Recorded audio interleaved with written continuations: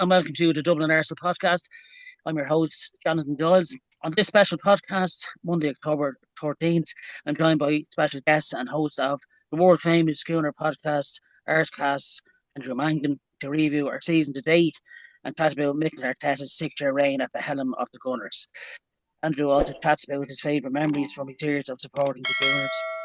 Remember to check out every match day in the Dublin Arsenal Supporters Club Bar, the River Bar in Dublin City Centre. A big shout out to my special guest this evening. Great to take your time out for us, Andrew Mangan of Arscast. How are you, pal? I'm very well, thanks. It's good to be on with Johnny Giles at last. Evening, Andrew. Evening, Jonathan. I went fishing there at the weekend. I caught an electric eel. It was an awful shock.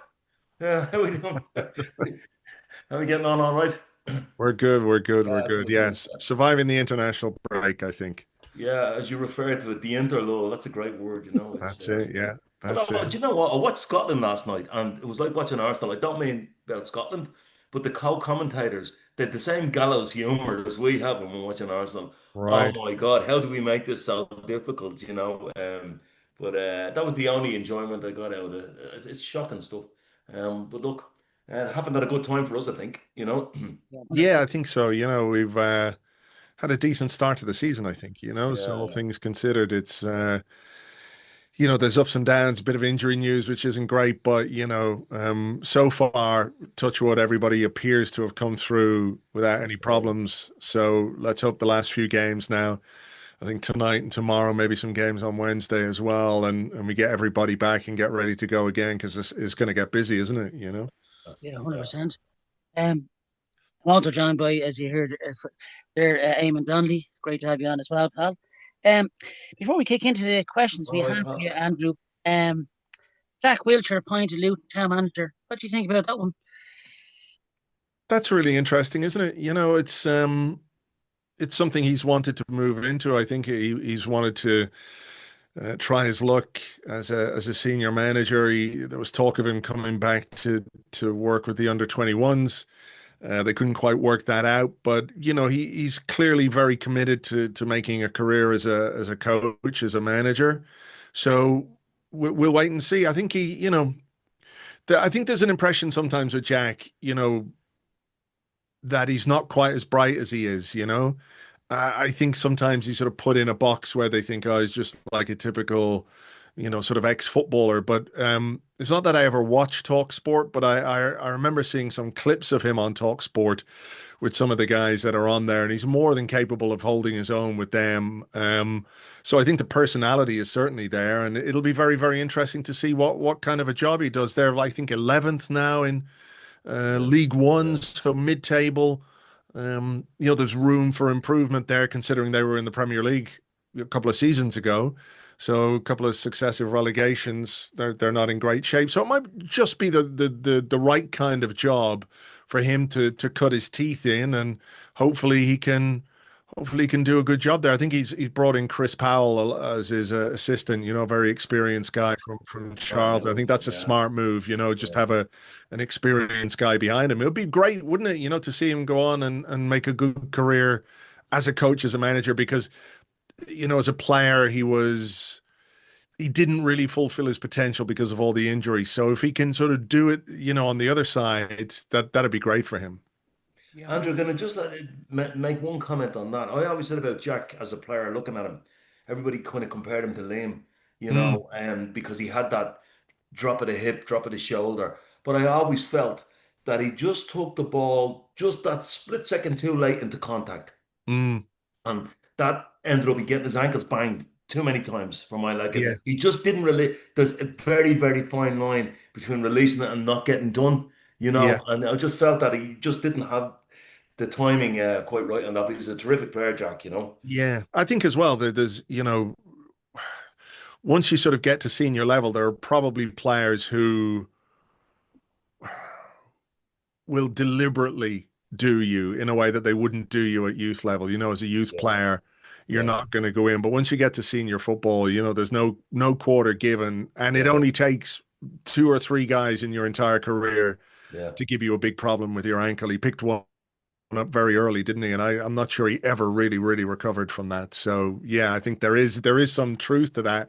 But as well, the skillful players getting taken out is just the way Yeah, football has always been. Ask Diego Maradona or Lionel Messi. Look at their yeah, ankles. Yeah, yeah, Some players are just a bit more robust. yeah, yeah, yeah. When he scored that goal of the season against Norwich City all those years back, I think it was around 2012 season. Mm. It was just an incredible goal he scored. Yeah, what a talent he was. But sadly, that injury course struck him. As we ask all our guests when they first come on, Andrew, what got you into supporting the Arsenal? I mean, I think I've told the story before, but I was born in England, so I was born in England to both my parents from Dublin, from Drimna. Yeah, Um, but we lived over there, and we lived over there in the full knowledge that we were Irish, me and my brother. We were brought up by Irish parents to, be Irish. And in the 70s, as you know, and I'm sure everybody watching this knows, there was a huge Irish connection at Arsenal in the 70s. The players like Liam, David O'Leary, Frank Stapleton, but you had Pat Rice and Pat Jennings, Sammy Nelson, John Devine. All of these players were there at a time when I was, just learning to love football and getting into football. So I don't ever remember making a conscious decision, I'm going to support Arsenal. But Liam Brady was sort of like my first football hero, I guess. And I think it was just that Irish connection, living in England till I was about 10. But by the time I was 7 or 8 or whatever it was, I was definitely an Arsenal fan. I think it was just that Irish connection. All of those Irish players who were at Arsenal, whether they were from the Republic of Ireland or Northern Ireland, didn't make any difference to me. I didn't really know the difference because I was so young anyway. It was just a question of like, Irish. I like that.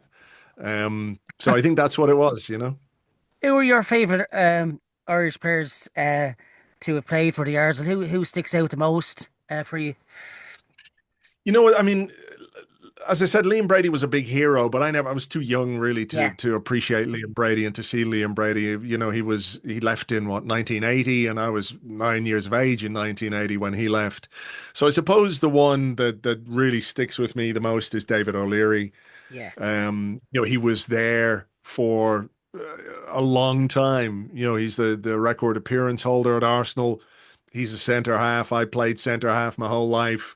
So I always connected with Dave O'Leary in that way. I think he's the one, I remember feeling at times like, oh, does he really get on with George Graham? Is he sort of cast aside a little bit? And there was a bit going on, wasn't there, at the time with Jack Charlton and the Irish team and the way he was treated by Jack, and it yeah. didn't always feel fair. But he played such a big role in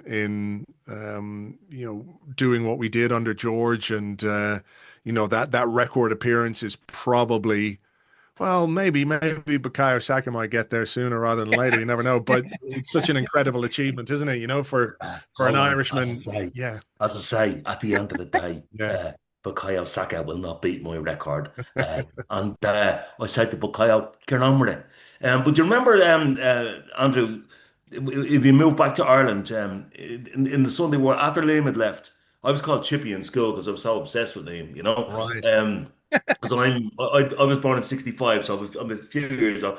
And Frank Stapleton then left, Mm. and Dave was then the one of that triumvirate. I know John Devine played with us as well.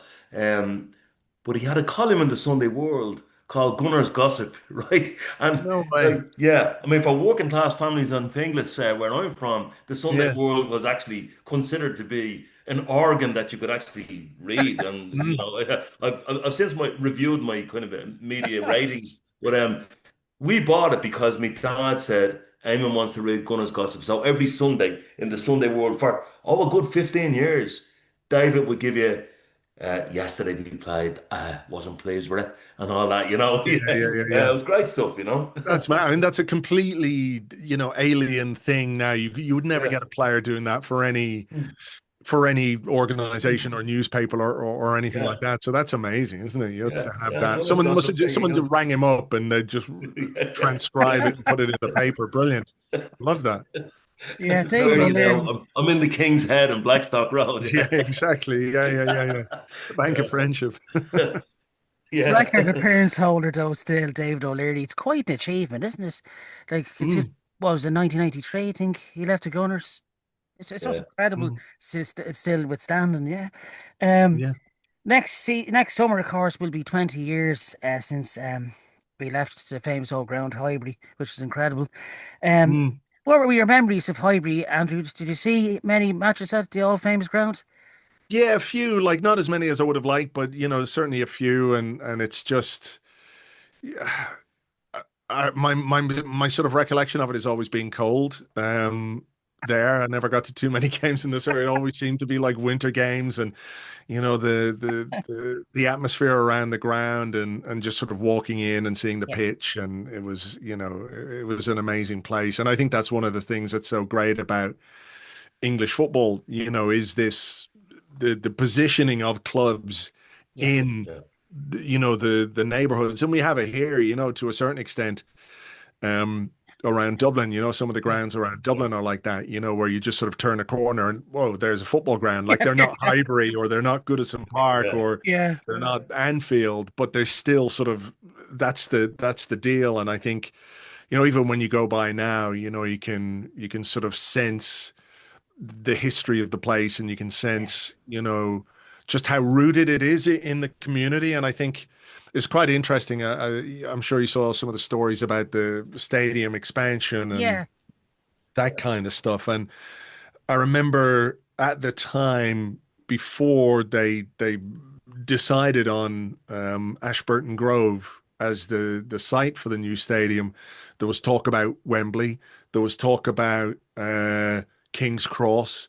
There was Yeah. talk Yeah. about maybe going further out, wasn't there? yeah. Maybe That's right. Yeah, towards Yeah. Hertfordshire to the home Yeah. Yeah. counties.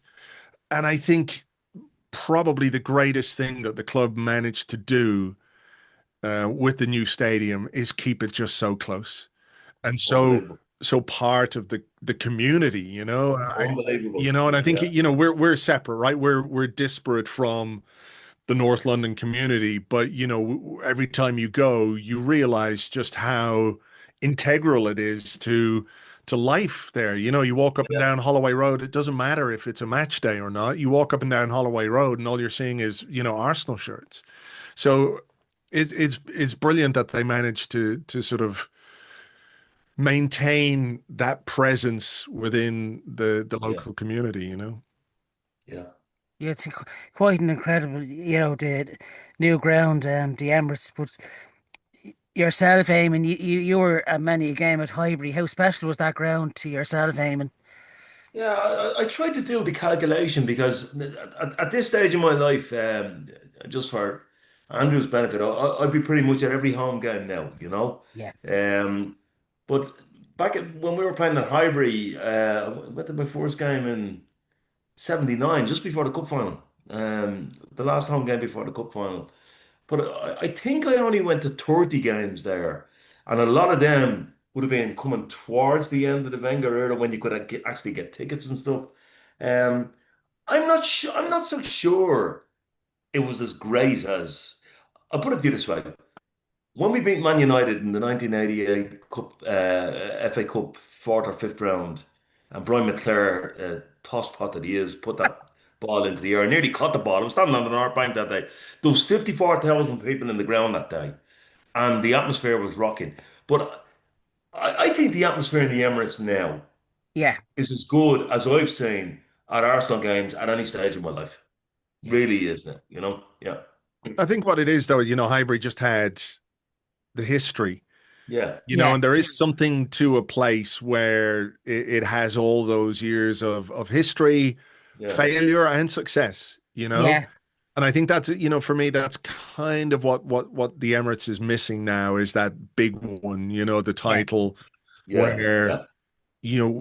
whether we celebrate it on the final day of the season or whether you celebrate it with a few weeks to go, hopefully, if we can do that this season, that'd make all our lives lovely, wouldn't it? But that idea that Sorry, Finbar, get that man off air now. We're not allowed to predict it. I'm not predicting anything. I'm just hoping. But what I mean is, like, imagine the first day of the new season at Yeah, home. Yeah. I think it would be something a little bit special because, for everybody who supports and loves Arsenal, the time without the title is sort of a cross around the neck a little bit, isn't it? yeah, We need to get rid of that at this point. And I think, you know, it would just sort of bring something, I don't know, like it would help fully transition from Highbury to the Emirates if we could win the title and celebrate that there. yeah. It would be something special. Yeah, the Man City game I was with Eamonn there last month when Gabriel Martinelli got that late equaliser. The the ground just erupted, Mm. and the atmosphere now, as Amos, it's just electric. The last 2 or 3 seasons, it's just become a home now. You can feel that, Mhm. the support, the Arseblog boys and the concourse beforehand with the Jonathan, and I songs. think I think COVID changed everything because Yeah, yeah, that's a like fair point. people, I think people took going to the Arsenal for granted. And for all people give out about the late Wenger years, he won three FA Cups, right? In those late years, right? Treated us to some great football, was battling against the odds financially, the whole lot, right? And we were a bit brittle. We knew all that, but I still think that people came along and took going to the Arsenal for granted. All of a sudden, after COVID, I remember the first game that I went to after COVID was a Friday night game against Aston Villa when crowds were allowed back in again. And I just went, Jesus Christ, this is different. Right. First of all, the profile of the supporter had changed. There was a lot of much more younger people there. And I just think that people have, COVID will be with us in our human memory for, the next 20, 30, 40 years. And I think people say, I'm never going to take that for granted again. Which probably won't. And if I ask myself, the truth is, I probably used to go to 10 games a season. Now I go to 20 games a season, probably for that reason, Mm. Yeah, Yeah. you have gone to a lot more games, all Yeah. right, Eamon. Andrew, how remarkable of an achievement was the 03-04 Invincible winning season, in your opinion? Just quite superb, wasn't it? Like when you see the unbeaten record still there. Yeah, I mean, it's something we celebrate every season, isn't it? Yeah, Where, whoever's the last team to lose a game, you're sort of going, come on now, it's time, it's time, it's time. You need to lose yeah. again. I mean, it's amazing. The more I think about it, or the more time passes, I think what's most remarkable, or something maybe we take a little bit for granted, is the fact that they won the league with like 4 games to go. Yeah. Yeah, And that's job done. That's job done. Is like you've won the league. yeah. What more is there? And I think psychologically to be able to push through those 4 games that we played towards the end of the season, I think there was one against Fulham, one Yeah. against Portsmouth, Portsmouth, yeah. and I think they score first. Portsmouth and Reyes, Jose Antonio Reyes maybe scored a That's goal. right. Yeah, spot on. Yeah. Yeah, yeah, yeah. Yeah. And And Leicester at the end of the season, they went Leicester, behind as well. yeah, Yeah, exactly. that's right. Yeah, But I think that sort of extra effort, having won the title and feeling like you've accomplished what you set out to accomplish, as well as, by the way, I think, there was a profound disappointment that season when it came to the Champions League, Yeah. that those guys, I do wonder maybe if we continued in the Champions League, if the unbeaten thing wouldn't have happened, Yeah. because they would have been really, really focused on that. Instead, they didn't have that, and I think that really hurt. And the way it happened hurt. I don't want to scratch all wounds, but we don't need to talk about that game against Chelsea. But I think probably, if they were looking for some motivation to really focus on those 4 games, which didn't really matter in the grand scheme of things, it was probably the Champions League exit that did that. It's a hard thing to pick yourself up when you've won the thing. Andrew, yeah. I was wearing a 24-hour blood pressure monitor at that Chelsea game. Yeah, I can understand that. I can understand that. Yeah. And still does to this day. Well, yeah, better safe than sorry, though, right? Yeah, Yeah. very safe. Yeah. But when Arsenal went out, The doctor actually said to me when I went to get the results, he said, the only time I had my GP course, he said, Eamon, what the fuck were you doing between 8 o'clock and 10 o'clock that night? I said, I was watching the Champions League. He said, that's okay. Yeah, yeah, yeah, yeah. That's That's all all right. right. Nothing more Yeah, vigorous than that. yeah. Well, yeah, when the Arsenal went out in that invincible season, though, lads, you just knew we were going to win. There was that predictability that, yeah, we're going to win. We're going to beat these, and But yeah, Jonathan, can I say something about that, right? yeah, Because you see, back in those days, you're talking 20 years ago, just over 20 years ago. yeah, People used to accept that things can go wrong. And it wasn't the case where it is now, where it is when something good happens, it's the greatest thing in the world. And when something bad happens, it's meltdown. And yeah, those extremes that we have to, like Twitter and all, I ignore all that stuff. But at the time, I can remember we played Charlton away that season and we went one down. And Thierry got a free kick, and it was a one-all remember draw. that? Yeah, And we were battered off the pitch that day. So it wasn't as if the Invincibles turned up every week and had it yeah. all their own way and were exquisite. They had to battle hard. And Yeah, so, and on the seasons either side of that, remember the year before we had the league in the bag, Andrew, I the do. 02-03, and we blew Yeah, it. That was the yeah, same team as the Invincibles, you know. yeah, So just yeah. yeah, yeah. Yeah, I remember, yeah, that Bolton Wanderers game away. I'll Oh, just but never yeah, forget well, them. no, that was like the Vietnam War. I mean, Yeah, a man of It was many a battle, words. all right. It yeah. was a battle. Yeah, yeah, yeah, The yeah. big question now to you, Andrew. Arteta is coming to 6 years in charge now in a couple of months' time of the Gunners. What have you made of his reign to date, Andrew? I mean, we're a really, really, really good team, and we were not a really, really good team when he took over. Yeah, We were bad. We were bad. We bought badly, we played badly.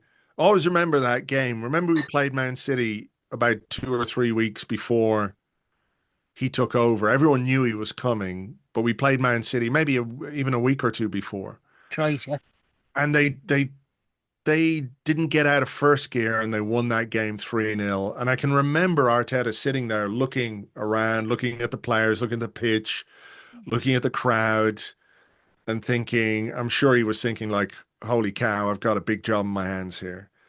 And I think what he has done in that time has been unbelievable for a guy who is in his first job to build the team that he has built, to build the squad that he's built, to raise the expectations. Like you have to ask yourself, if your expectations are not being met because you finished second, does that not mean we have very lofty expectations? And why do we have lofty expectations?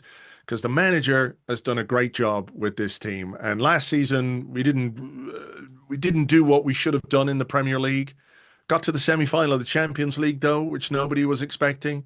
You look at the bench, starting Mikel Merino starting up front against Real Madrid, and we're playing them off the park. Come on. So I think, he's not perfect. He makes mistakes. Every manager makes mistakes, but I think he's done a brilliant, brilliant job. A brilliant job. You don't have to go back too far to remember when Arsenal were just crap. Mid-table rubbish. Football was rubbish. yeah, We were carried through sometime because we had a player like Aubameyang, and who's brilliant, who Yeah. won us the FA Cup, and I think Arteta, obviously deserves credit for that because he put out a team to play in a way that's not his way, but he put out a team that suited the players that he had. This is why I think the comparisons with Amorim at Man United are quite funny. Arteta didn't play his system until he had the players he knew could play it, and in the meantime, his job was to get results, and that meant putting the players out in a different way. I think he's been great. I think he really has been great. I don't think any manager is beyond scrutiny or criticism, and he's certainly not. But like I said, you have to ask yourself why are people unhappy at finishing second? If that's unacceptable, it's because the level has been raised to a really, really, high point, and ultimately he's the guy who's responsible for that. That's a really great point. And I was just thinking about before the show, Jonathan and Andrew, like last season, we all know Howard, Fawcett Circus, Webb contrived against us with some mad decisions, and we got some a run of injuries that were just bizarre. I mean, they were unorthodox, right? And we still did what we did. But I noticed something this season different from last season, and it is probably down to squad depth. So if you take, before we got absolutely butchered with injuries, the biggest failing um, last season, in my view, it was actually one of the few home games I wasn't at. It was coming up to Christmas. We played Everton in a 0-0 draw, and we couldn't really find a way through them. Well, let me tell you something. I wasn't at the West Ham game. I've just had eye surgery. But the West Ham game I watched in the Dublin Arsenal Supporters Club, and I actually watched it back in full on Arseblog.com because I like watching things to see what I can see. And what I noticed was we didn't just try to play side to side, side to side, side to side. We did something different. This is a different Arsenal this season. So, for example, Calafiori was like a balloon with the air suddenly let out. He went all over the place. Gyökeres actually ran into spaces down the left-hand side of their box, occupied two defenders. Saka, when he saw that, hugged the touchline, created a big elastic space for Timber to run into, and we pitched the ball in with a pitching wedge from time to time. That's different. That's different than what we were doing. And do you know what that tells me? There's a manager, and not only a manager and coaching staff Yeah. who are serious about what they do, very, very serious. Um, and as well as that, like, where else would you get it? I was looking at the start of that game on playback, and I saw Albert uh, sitting down on the bench just before he was actually singing the words of Lord London Forever. I mean, but what does that tell you about togetherness? Yeah. I think Gabriel Heinze coming in Yeah. has made us a much more mean organization. You always have to say to yourself when a player you think is an asshole when he's playing for the opposition, if he's really good, that means because he's really good. Like, I Mm, mean, you could say, look, you could look at Robbie Savage saying, we hated him, but it was crap, so it didn't matter. But we Yeah. hated Hindsight and Vidic because they were actually bloody good, you mm. know. Yeah. So having him on the coaching staff, I think is a big boom, you know. It's That was it's certainly a change in personality, isn't it? You know, it it's is. a very. I mean, I think you're right about that sort of togetherness, and he's done a lot of work, to create that and to foster that. But Heinze is certainly a character who's a bit more combustible, let's say, than Carlos Cuesta, who, seemed a really cool guy, nice guy, Yeah. quite young, same age bracket as a lot of the players. Um, but Heinze is, potentially a complete lunatic. So how that works on the training ground, we'll have to wait and see. And what it gets from these players, I don't know. But, so far, so good. Yeah. The Well, key all here. I can say, Jonathan, sorry, do one more comment. Yes, Like, sir. Yeah. I look at Gabriel, and he looks like irreplaceable to us at this point, right? Yeah. Mm. But 3 years ago, there was a mistake in him in every game. You know, that's down to good coaching. Coach. Yeah. Sure. Yeah. Yeah. And maturing as a player. He's 26 now. Yeah. I think he's yeah, I mean, he's one of the best in the world, Yeah. which is testament to the way he's developed since he joined. Yeah. You can see huge improvements, can't you? Mm. Of the transfer window, Andrew. Um, it was a really good transfer window when you look at the age profile, so young, and one's for the future. You can see who's impressed you out of all the summer transfer windows to date, Andrew. Well, it's early days, but I've enjoyed watching Mosquera Yeah. since he arrived. I think the fact that Mikel Arteta is prepared to use him rather than William Saliba, to sort of rest Saliba and give him a chance, tells you a lot about the quality. I love the signing of Eze because I think it's one we needed. We needed a bit more craft, a bit more creativity, a bit more. He's 26, 20 27 now. He's been there, done that, and he's just got danger about him. The one I think is really important and really pivotal is Zubamendi. I think he brings something different to the base of midfield. I think we're starting to see the influence he can have. He came off the bench against West Ham.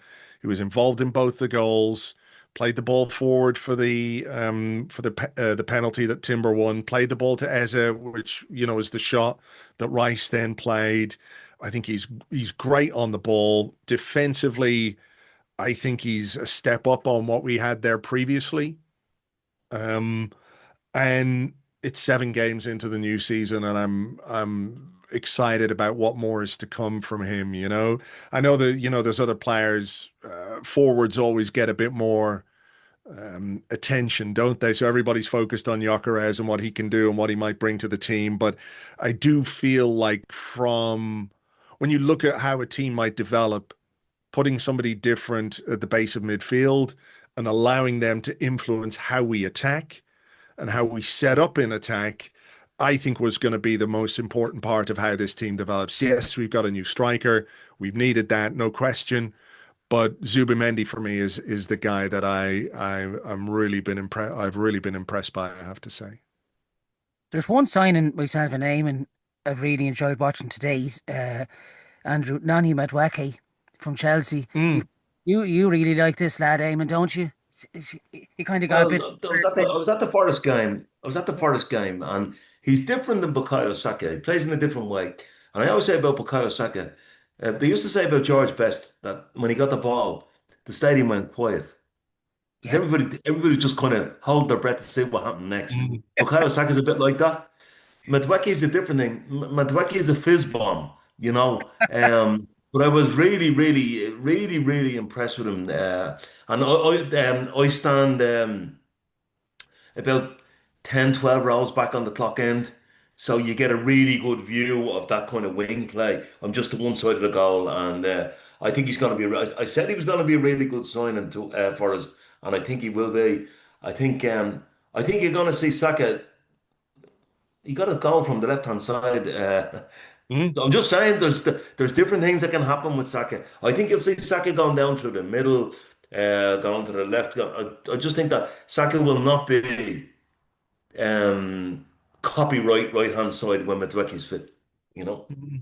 yeah. When players get fans up off their seats, you know you have a special talent there, isn't it? Yeah. And that's. I know. Yeah. You have a question, sorry, Eamon, for Andrew since he's on about Eaton and Wordy. Yeah, I do. Yeah, I just wonder. I look at Ethan Manieri and I think there's a brilliant player in there, and I think he's his ability when they brought him on when Martin got injured against I think it was Forest again. Yeah, Um, Forest and Leeds again. yeah, because he wasn't stuck out on the right hand side, he was receiving the ball was back to goal in a more central position, and his ability to swivel off either side and create space and understanding his wing mirrors what was happening, I was really impressed with that. And he ran that game when he came on, and I am slightly worried about his lack of minutes. And I haven't made up my mind yet because he's only a kid. I, I just hope he's not sulky because I look at Emil Smith Rowe and I think what a great waste of talent. That guy had everything, but his head just wasn't right. And I'm just wondering what future pathway do you see for Ethan?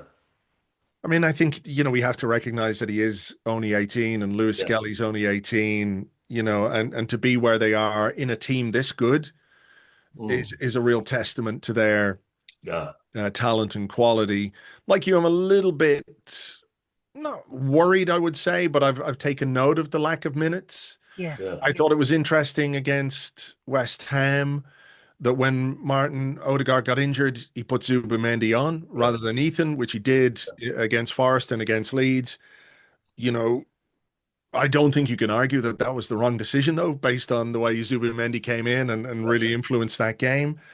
I think it's just one of those things where, the opportunities might be a little bit limited at first. And I think there is still some learning to do at 18 years of age. Yeah. Odegaard is hugely experienced.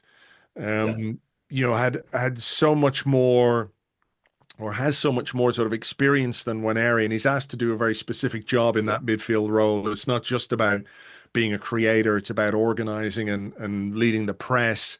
And I think when he's not there, I don't think you can ask Waneri to do that. I think you've got to delegate that role to somebody else. Yeah. But I'm excited by what he can become because I think there's a really, really talented player in there. And actually, when you think about players who can get into positions around the opposition box and hit the ball, Yeah. there are few in our squad who can do it as well as he can.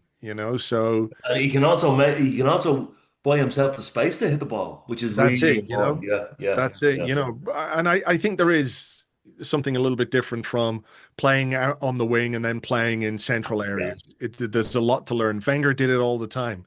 Wenger played Cesc Fabregas on the right wing, not because he was a right winger, but because he needed him to understand yeah, the pitch. And I think yeah, Yeah. we're seeing a bit of that with Waneri yeah. so far this season. You know, I'm looking at maybe games like Slavia Prague, the EFL Cup game, you know, one or two of those games where hopefully if he starts, he can make a real impact and then just give the manager something to think about. Yeah. Right. Um, yeah, I have to say, Andrew, it's been a real pleasure having you on the show this evening. To have yourself on. I had one last question for Andrew, Go ahead, and this Eamonn. is related to your column, which I read every morning, right? Which would be the worst torture for 1 hour, Maroon 5 or Phil Collins? Phil Collins. I got to stick with the classics. Got to stick with the classics. That's bang on, Andrew. I can't disagree with you here. I'd like to thank Andrew Mangan from Arscast for coming on this evening. Andrew, thanks very much. Pleasure, guys. Thank you for having me. And to our in-house gooner, Eamonn Donnelly. Catch our show on Spotify and the Dublin Arsenal YouTube channel. But until the next time, come on, you gooners. Thank you. See you later.